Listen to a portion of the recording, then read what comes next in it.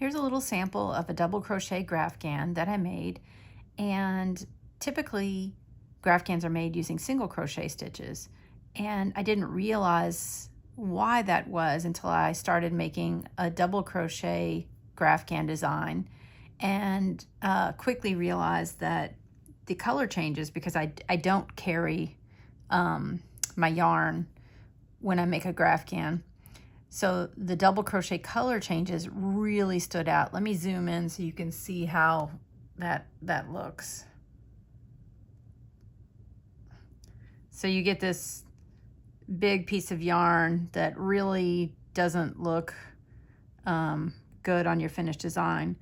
So what I did was, rather than start over with design and go back to single crochet, which is something you want to consider if you're going to design a project, I came up with a way to make a double crochet color change that minimizes this problem, and I'm going to show you how to do that.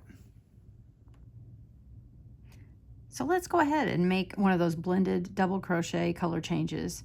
So I'm going to make my last double crochet stitch in a crew. So I yarn over, insert my hook, pull up a loop, yarn over, pull through the first 2 loops, and here's where the difference is.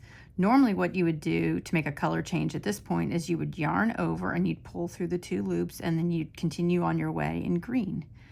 So what we're going to do differently is we are going to take the first loop off the hook, and then we are going to take the ecru yarn and we're going to pass it between those 2 loops over the top, and then we're going to insert our hook back into the first loop like that, and you can see that your yarn is now waiting for you when you come back in the next direction up at the top of the stitch, and that's what helps eliminate those unattractive vertical bars of yarn.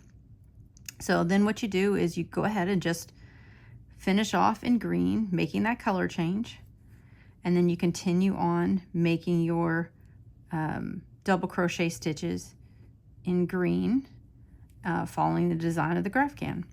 And so I hope that you find this helpful, and thank you so much for watching.